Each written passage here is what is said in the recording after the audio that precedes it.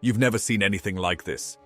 Japan once looked at Joseph Stalin, the crankiest bear in all of Siberia, and said, "Hey partner, wanna wrestle in Mongolia?" That's the historical equivalent of challenging a grizzly with a pool noodle. So grab some jerky and buckle in, because this story's about pride, poor planning, and a whole lot of frozen regret.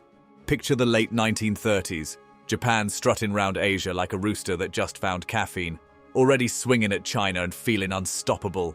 Over yonder, Stalin's sitting in Moscow polishing his mustache and reorganizing reality one purge at a time. The man didn't smile often, and when he did, somebody usually disappeared. So Japan decides, let's poke that bear right on the border.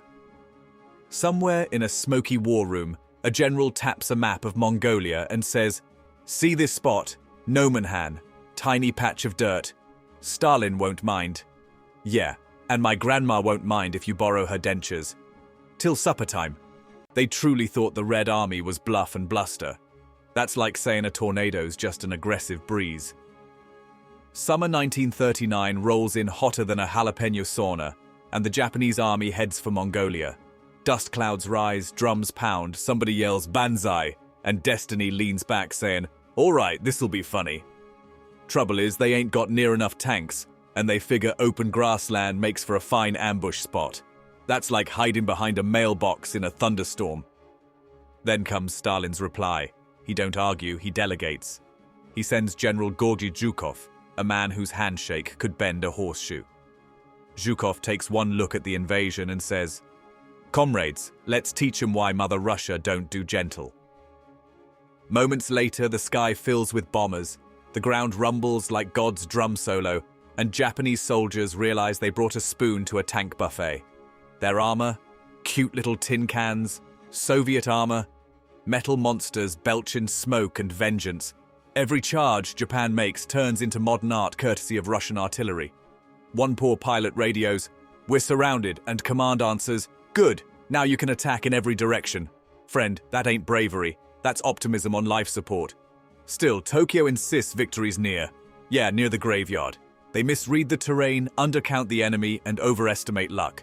The Mongolian winds blowing sand in every crevice, guns, teeth, hope, while Soviet engineers build bridges like they're playing speed Lego.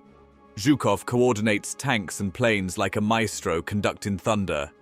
By late August, he's got Japan encircled tighter than my jeans after Thanksgiving. September 1939 hits, and reality shows up swinging. The Soviets launch a pincer strike north and south, crushing divisions like soda cans. Air raids scream overhead, tanks roll in waves, and artillery hums lullabies in C4 major. When the dust clears, tens of thousands of Japanese are dead, captured, or sprinting home, minus their confidence. Zhukov lights a cigarette and mutters, "Next time, stay on your island." Back in Tokyo, the silence could choke a cricket. Newspapers mumble about a strategic setback. That's like calling the Hindenburg a balloon hiccup. They sign a truce, bow politely, and pretend it never happened. But behind those doors, generals start sweating through their uniforms. One genius says, "Maybe we go south instead." And that brainstorm eventually points them toward Pearl Harbor. So yeah, Stalin's tanks indirectly helped rewrite half the 1940s. Meanwhile, over in Moscow, Stalin's grinning like a cat with contraband cream. He learned his tanks and air power can tango just fine.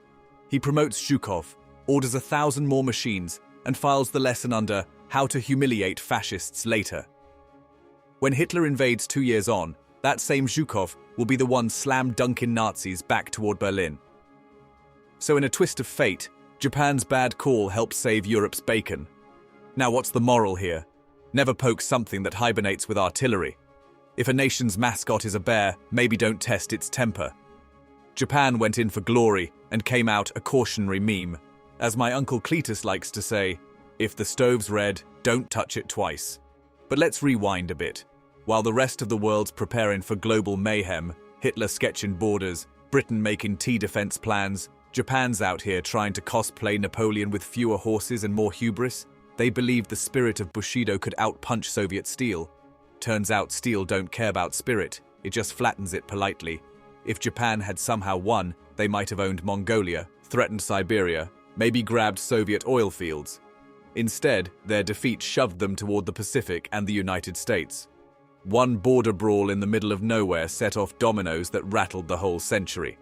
Here's another thing nobody brags about: logistics. Zhukov didn't just fight hard, he fed his army right. Trains, trucks, fuel, everything moving smoother than gossip at a church picnic. Japan's supply line, though. Picture a donkey on roller skates carrying rice through mud. By the time supper showed up, it was colder than friendship in a tax office. Both sides suffered under that desert meets tundra nonsense. Heat by day, frost by night, dust in lungs, misery in hearts. Soviet loudspeakers promised mercy if you surrendered. Japanese officers promised the opposite. One diary said, "We fight the earth, the sky, and sometimes ourselves." Poetic, but mostly tragic. When the shooting finally stopped, Stalin was so tickled he almost smiled twice. Zhukov got medals, tanks got upgrades, and the Red Army got confidence. Japan got embarrassment so deep they invented new etiquette just to bow lower. So let's sum it up plain. Japan picked the wrong fight, got clobbered, and by doing so set in motion events that'd ignite half the globe. All because a few proud generals thought they could redraw the map with ego instead of ink. That's what happens when pride writes checks your army can't cash. History ain't just stories, it's warning labels with body counts. So next time somebody says, "What's the worst that could happen?" show them a map of Nomonhan and say, "Buddy, this." And that's the tale of Japan versus Stalin in Mongolia, where ambition tripped over common sense and landed face first in a tank tread. If you laughed, learned, or at least felt smarter than a 1939 general, go on and mash that subscribe button like you're launching artillery.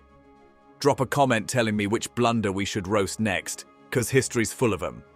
Till next time, keep your boots dry, your coffee strong, and for the love of all that's wise, don't poke the bear.